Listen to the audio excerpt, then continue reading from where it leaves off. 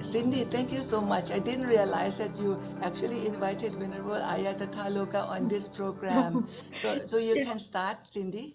It's a surprise. Oh. This is a mudita surprise. Yes, welcome. This is what is called Casual Buddhism, for those of you who don't know. I do a program with the Most Venerable Dhammananda Bhikkhuni every week. And usually a guest comes on and asks a question or has a discussion about a spiritual practice that they would like to talk in a very informal, casual way with Venerable. And it's been really delightful to see people come on, and they'll come on with maybe kind of quiet expressions, and by the end they're just delighted and they're lit up just because of the beautiful conversations that are going on. So this week we have a special tribute, and I do want to thank Ayatthaloka for suggesting that we do. What happened is, I'm sorry, I don't remember how we got to talking, Aya, but I told her that I was coming to receive temporary ordination, and that you were having a big celebration on December 11th, which was really wonderful. And she said, well, we would love to do something to acknowledge all the years of work and struggle and practice and all that you've done, Venerable. So I just would like to open the floor to have people say whatever they would like to say. And this is your time just to share. And I personally give great acknowledgement as my teacher, and I'm here in a humble way with all of you Venerables today. So thank you very much. Would anyone like to say anything? Not say anything. Please invite them to say something. I'm sorry. Not say anything. Well, would anyone like? I would invite you now to speak if you would like to. I would like to speak. I want to, go back to those hours in which we rehearsed the ordination ceremony and the oh my goodness, the sweat and the pain. How many hours did we stay like that? Yes. Kind of amazing. Yes. And all of this was arranged not for me. I was this lucky person who I kind of got in like someone like on the freeways, when you have a big truck and it's going past very quickly, you can take a small vehicle and you put it right behind it and it drafts along, right? I was just drafting along behind Venerable Dhammananda. This was not arranged for me, not planned for me. I did not do the gifts. I did not do the arrangements. I just stepped in, kind of last minute, and I got to meet Ayya Dhammananda at her place in Thailand on my way to Sri Lanka. Mm-hmm. And she let me join her ordination anyway. Actually, it was Venerable Dhammaloka who was giving the ordination. That it was arranged for me and I was doing everything. But then there's this Venerable Sudama coming, there's that Burmese one, Venerable Satyavadi. She disrobed afterwards. And then the last one was Venerable Gunasari. That was how it happened. So then we had the foreigners. Yes. It's set up really for you. It was all set up for you. The rest of us were just quite fortunate. I had gone to Sri Lanka wanting to serve Bhikkhunis. They never let me serve them. Even they would take a broom out of my hand while I'm trying to sweep. But that was my good intention, my wholesome intention that put me in the right place at the right time. And I don't know if you recall the same year, after our ordination, after our Upasambhada, my mother passed away, and Venerable Sudama came for my mother's funeral. That was as though it is planned in such a way that all the Theravada Bhikkhunis, 6 of us together for that vasa, we were trained to do the funeral. We were not trained before, you know. It happened in such a way that I think Venerable Grandma meant that we were together as a Sangha and that we were trained to do the funeral. And Venerable Sudama was there for one night, I remember. Yes, actually, I came to Sri Lanka by that occasion for the higher ordination, but I missed it because I came 2 days late. So I cannot join your ordination. So I have to wait for another 2 years. So Oh, yeah, I fly from Burma. I was from Shanghai Hill. I came and I was informed about your ordination and I thought that I could join you. I come, but I came. My ticket somewhat it make my ticket late for 2 days, so I couldn't join you. So all the Dhamma, so we cannot determine about that. It just happened by its way, you know. So when I came, I landed in Colombo and I heard in 2 days and I heard about your ordination and I thought to myself that, oh, I missed it. So anyway, today I'm so rejoicing with all of you, yet and all what you've done in Thailand for your Bhikkhuni Sangha as well for your Thai woman and inspire all the Asian women, especially in the Buddhist country in Southeast Asia. What I couldn't do, you have it done. So that's why I'm so happy because someone else do it. I don't have to.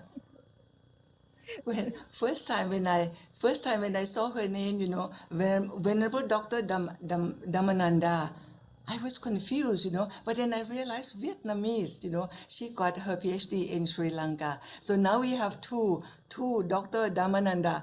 So one Vietnamese, one in Thailand. Actually, the name, yeah, the name was given to me a few years before that when I was in Vietnam. So when at my higher ordination, I don't want to change that name. Even though I know that there are another very famous Dhammananda, and I'm hoping that nobody confused between us. But that's good, you know. There is yet another Most Venerable Bhante, Dhammananda.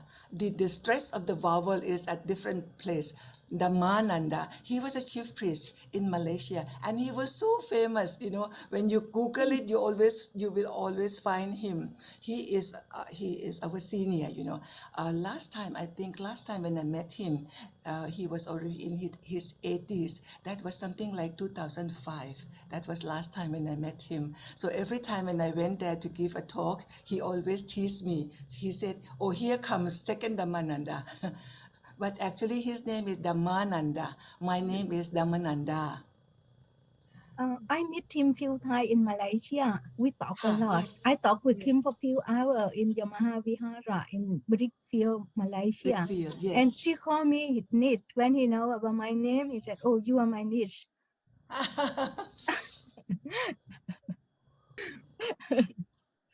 Yeah, it very, very happy in memory about the elder Sangha that we have met in our life. And actually they are inspired and give up more energy to continue our practice on the path. And you are the one, Venerable Dhammananda. Venerable Tathaloka, the first vasa that we stayed together as a Sangha, 2003, there was yet another one from Vietnam, Venerable Dhammanandi. Right. Venerable Yes. Dhammanandi, she was trained in Myanmar and she came to be practiced under the same teacher for the Vasa. That was our first Vasa, 2003. Right. And then Yes. 2004, another group. But I remember very clearly that there was Dhammananda, Dhammanandi, and another one, Sri Lankan one, Supeshila, and Venerable Sudhamma or something. I'm not exactly sure of the name now. She was an English teacher before she was ordained, and I know that now she is in United States. Yes. Venerable Dhammanandi is in the United States now, also in Florida. Yeah, Oh. she's in Florida, and she will come to take shift very soon. In 5 days, she will be in Danlad for work. Oh. Yeah, and I changed my name to Dhammananda in order not to confuse with her. Yes. But accidentally, it become confused with you. But that's fine, you know. This is Dhamma name. Dhamma name we can repeat. It's okay. Did I hear you say that Siddharma is in the States? The British Bhikkhuni Siddharma is in the States?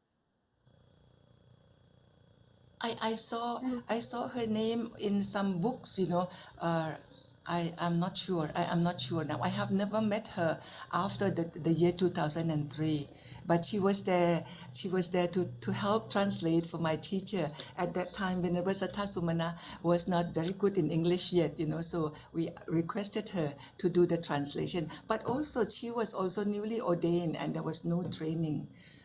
Venerable Aye Upalawana is here with me, the one that she said you suggested that she come, this Sri Lankan Bhikkhuni. She said she has been ordained for 10 years, but in our temple we realized that yes, you know, to be ordained without training is a big issue. And that is true for every country. So I really appreciate that when Venerable Thaloka is leading this training in United States, as well as, you know, I always hear her insisting on this ordination with training. Very important.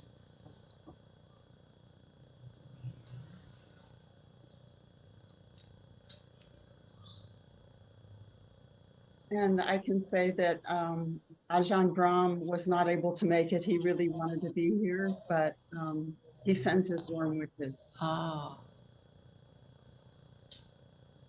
Oh, Cindy, you should talk about this, the interview, you know, the book that you made yesterday that we agreed that we will put it on website, the interviews.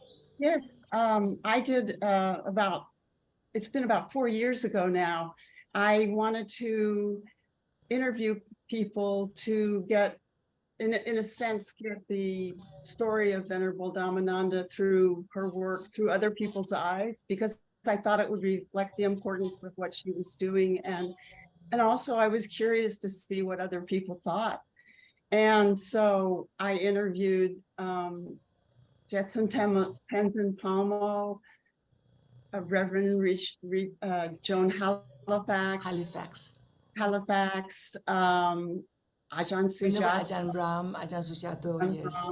So many people, and they're very interesting interviews and very revealing about the story of what Venerable went through and how she handled the situation, and how people really across the board really admired and respected her for her determination, strength, compassion, and wisdom. But each person had an individual story, so you might be interested to look on it. Do we know when it will be posted on the website? Definitely should be able to be the one. But I think yesterday it was ready, no? Yes. According to what she said, you know, Ready. Daphne is was ordained together with Cindy, and she is a PhD student from United States, and she is doing. She got her Fulbright scholarship to do PhD, and now she is in our temple. So she is doing the last, what you call the last job of putting this book on website.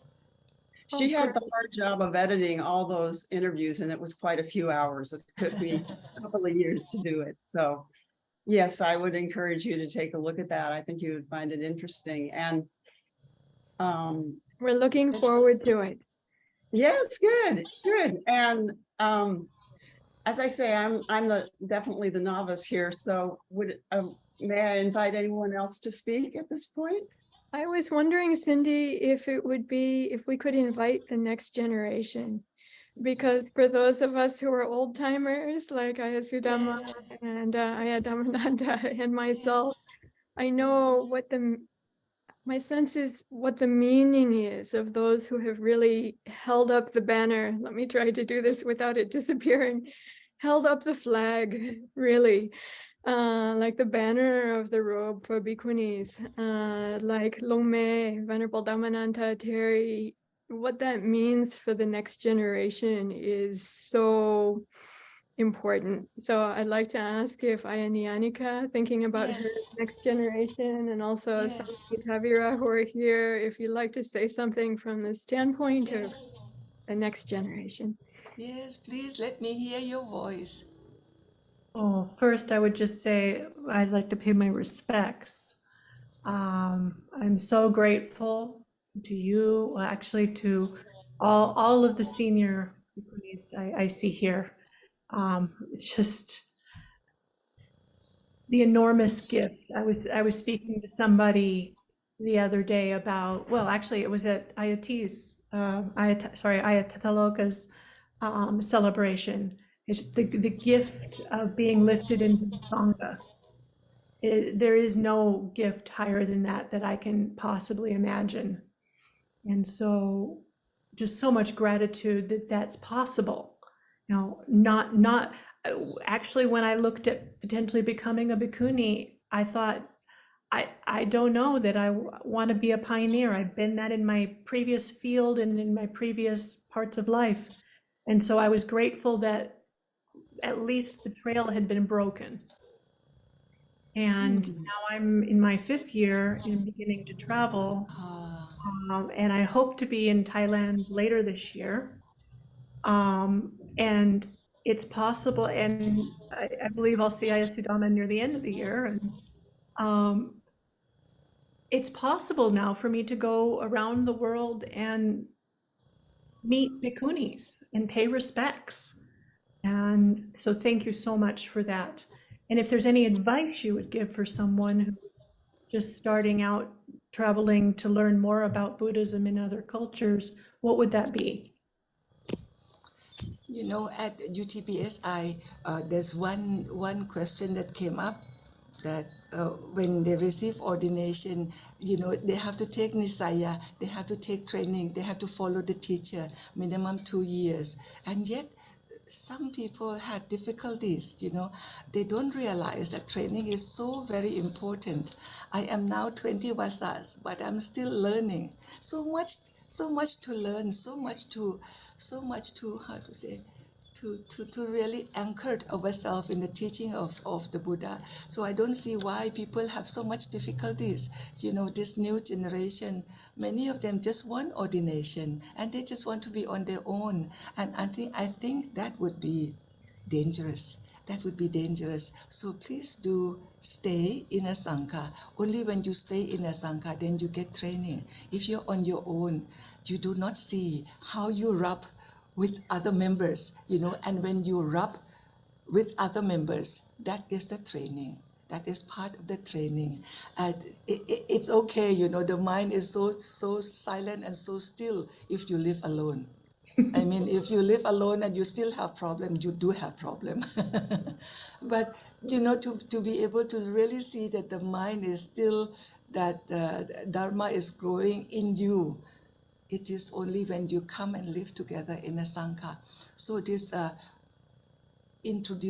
starting a Sangha is very important. You see, some of our Bhikkhunis in Thailand, they have been ordained for 18 years something, yet they cannot start a Sangha. So that there is something that we really have to look and see. What is it that you cannot draw samaneris? Many samaneris were ordained with you, but all of them left. Why is it so? You know, you look around and eventually maybe you find that it's you yourself. You know, my first 2 years, I struggled very hard, you know, because I was still a professor. I didn't leave my professor.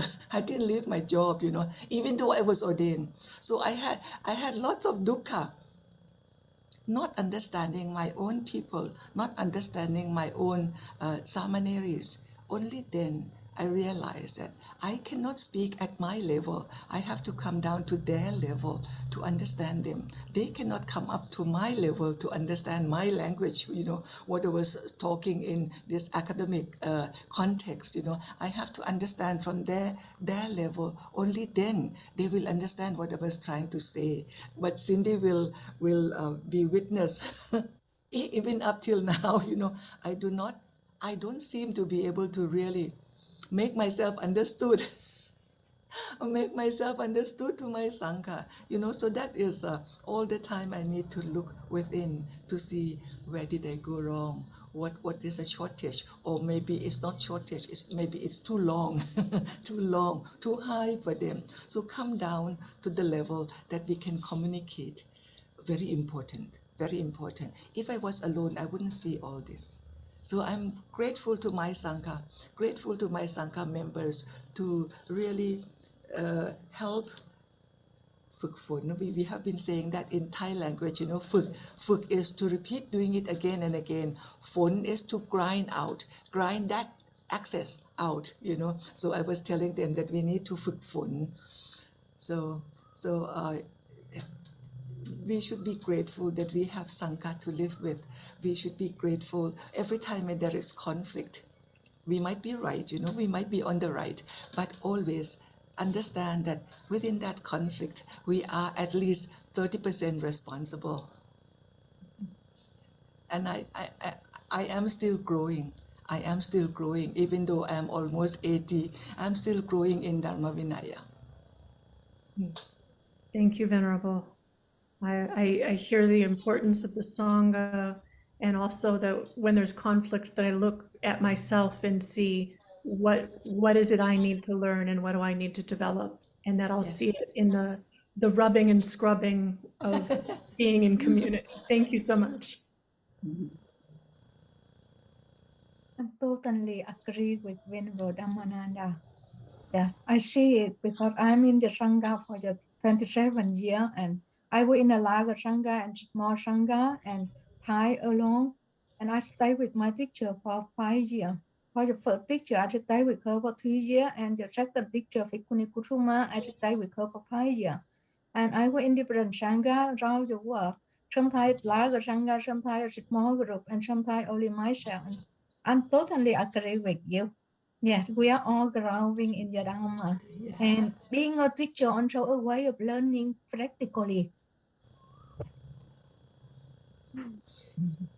And I also would like to make a point that Venerable Tatthaloka, even though she's on the other side of the world, of the globe, she is a connecting person. Venerable Ayya, you are the connecting person. You have always been helping us to connect, and I think this is very important. I'm really grateful. I'm really grateful that Venerable Tatthaloka is always there to connect us, the little one, the older one, the young one, to connect us around the world, and she's very active in this making connection. Very important for our small Sangha, just popping up here and there. Some of them just pop up for a few years and then they died out. But those who remain stronger need support in this way. Yes.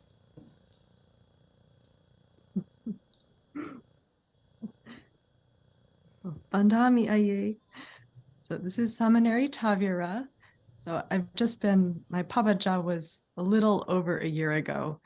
And I've just been so aware of, as I became interested in monastic life. May I say, former president of the Alliance for Bhikkhunis. That too. Now retired and experiencing for herself now what it's like living in the monastic community as a monastic, training in the monastic way together. You might have known her as president of the Alliance for Bhikkhunis under her lay name Tracy Van Zandt. Now Samaneri Tavira. Right. Yes, I'm just so aware as I became interested in monastic life and got to know Bhikkhunis and decided I was wanting to become one myself, just how incredibly drastically easier road I have had than the generation that came before me, and just so incredibly appreciative of all the work that all of you have done to make possible the fact that when I was interested in monastic life, I could come to a Bhikkhuni community and find a Bhikkhuni teacher and have a Bhikkhuni preceptor. And it's just incredibly, as Nyanika said, I can't think of anything more valuable, and just so grateful for your part in that. And I had the opportunity to visit your monastery in, I think, 2011.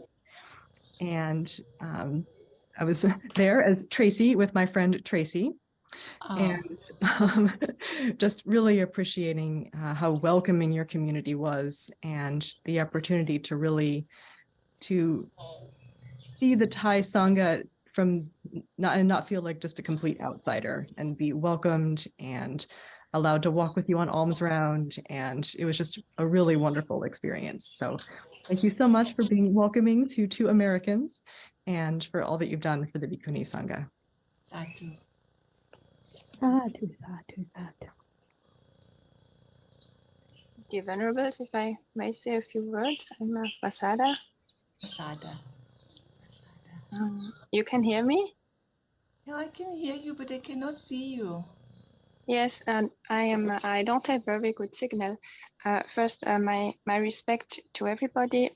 I'm very glad to be with you today for this event. I must say I have very little experience with this Zoom and all that, so I hope it's gonna work out. First, of course, Venerable Dhammananda, my congratulations and my deep thanks and gratefulness for the very important pioneer work that you have been doing, and for everything that you're still doing now. And I wish you can keep going with this for a long time. And the same goes to all other senior venerables here, and junior venerables and lay people also. It's really great to have such a Sangha. I'm very grateful.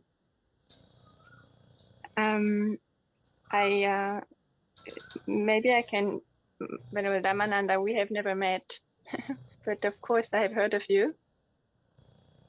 And I'm currently in Sri Lanka and I don't have very good signal. This is why I'm switching over the video. So I also don't see you because so I can hear you. I come from Switzerland, and I was ordained. I received Babaja by Aya Suchinta in Germany in 2014. Yes, I know her.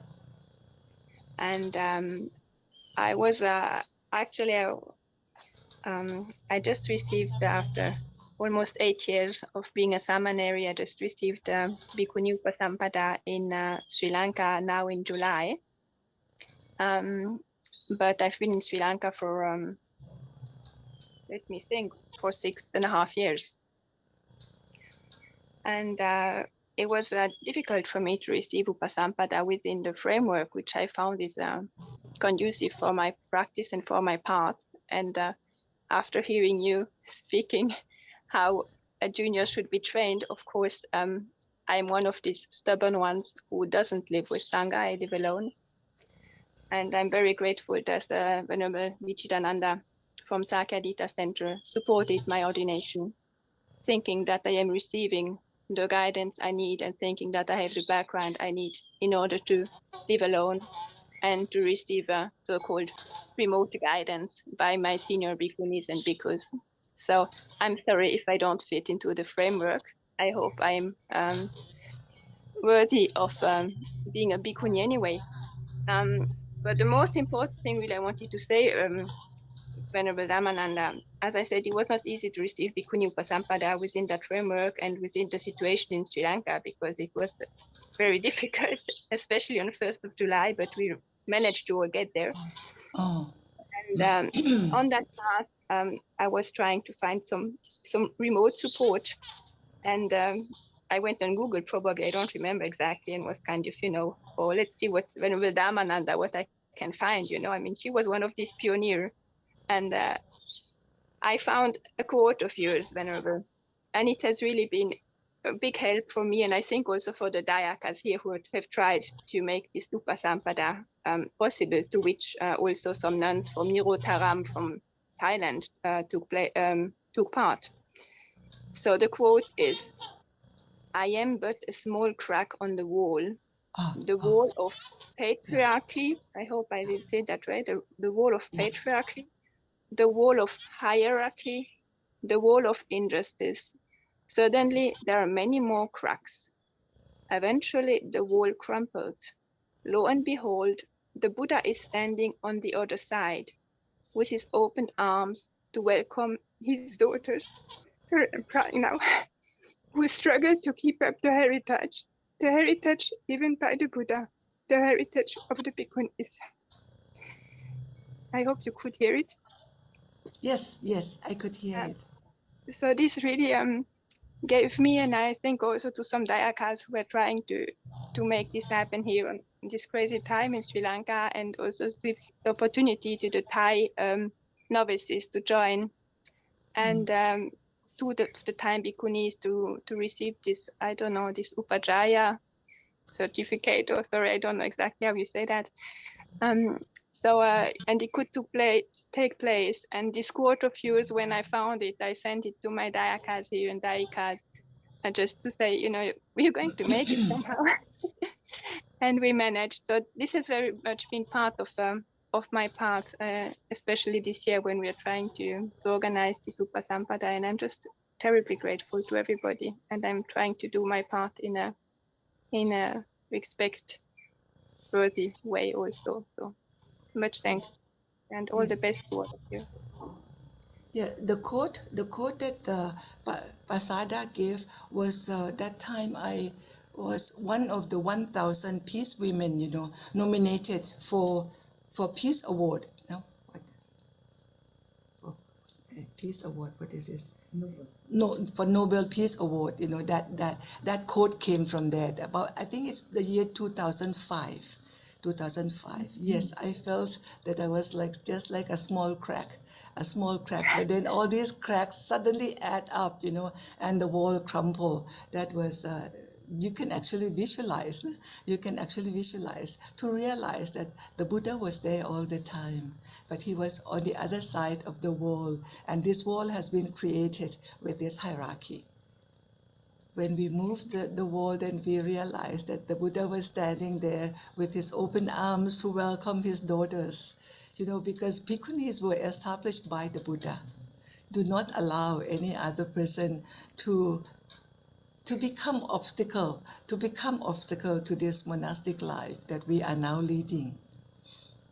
Venerable, actually, I developed the simile a little bit further, because I came up with the image, always the picture, that with these stones which are crumbling from the wall, we are building up the pillar of the Bhikkhuni Sangha. Yes, beautiful.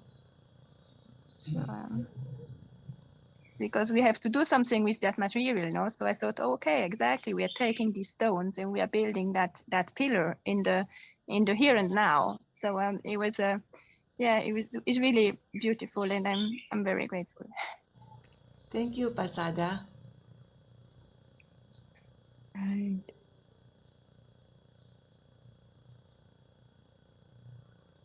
So, I would just defer to you at this point. Is there anything else you think we would like to do?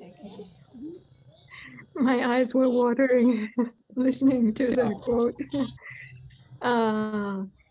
So, Cindy, I was actually wondering if you might say something about your heart of dedication that caused you to temporarily enter monastic life these past few days, to enter into this way in the community together in dedication to Long Mei on this important anniversary. Yes, thank you. I feel very deeply that I have been given a huge gift, and I'm very grateful for, if I may use the word, love and compassion and kindness that I have learned from Venerable Dhammananda. And I feel so given to that I also wanted to, in my own small way, make a gesture. And what I've learned, and it was very important for me to learn this over the last 2 weeks, is the importance and the seriousness of the movement, that the revival of the Bhikkhuni Sangha. I am not of Thai culture, so I have a different experience, but to see there were 20 other, there were 2 other Americans, 18 other Thai women and to see them embrace the Dharma and to embrace with pride wearing the robes. It was such an honor.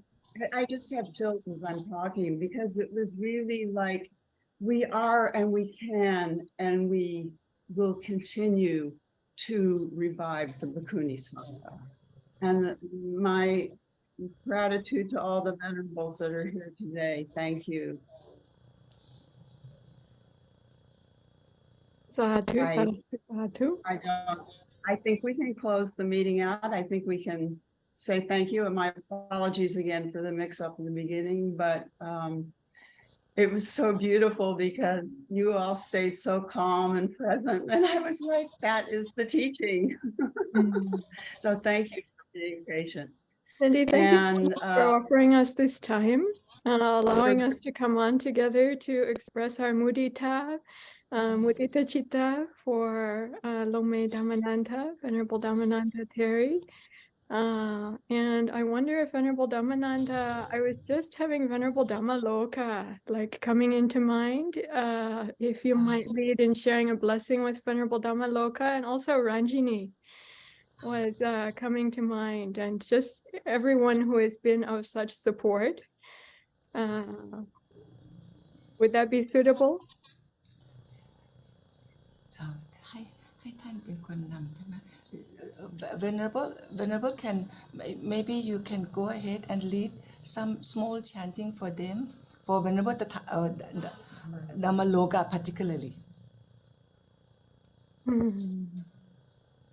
หรือว่าท่านจะให้หลวงแม่ทำ Ayasudhamma, as he was also your bhikkhu preceptor, would you like to? Would that be good?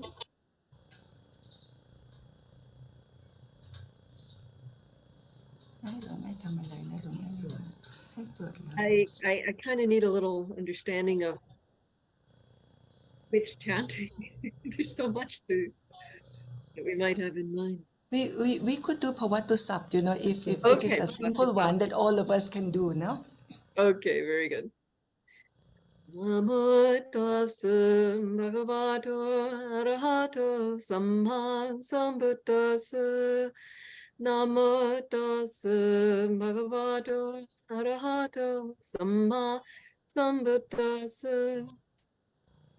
Namo tassa bhagavato arahato samma sambuddhassa. Bhavatu samba mangalam rakhandu sambate samba buddha Anubhavena sadhati sadhati bhavantu te bhavantu sabhamangalam rakhantu sabhatevata sabhatammanubhavena sadhati bhavantu te Bhavantu sabhamangalam rakhantu sabhatevata sabhatammanubhavena sadhati bhavantu te. Sadhu, sadhu. To all of our Kalyanamitas, benefactors, supporters, Dhamma friends, and Sangha. thank you all. Thank you very much, Cindy. You're welcome. And Dhammananda, may you have many, many more years of good health and strength and clear mind and ability to practice and teach and lead in the way that you wish. Sadhu, sadhu. And may the next generation rise up. My deep appreciation and gratitude to all of you for your precious work, and all the best to all of you, and especially, of course, to Venerable Dhammananda. Sadhu, sadhu, sadhu. คุณเซนนี่ปิดได้แล้ว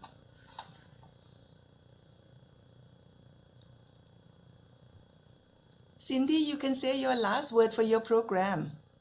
Yes, if anyone would be interested in coming on Casual Buddhism, and that could be many of your lay members or monastics for that matter, please join me and at Cindy, cindy.rasicot@gmail.com. And I believe you have my email because I sent out the Zoom link.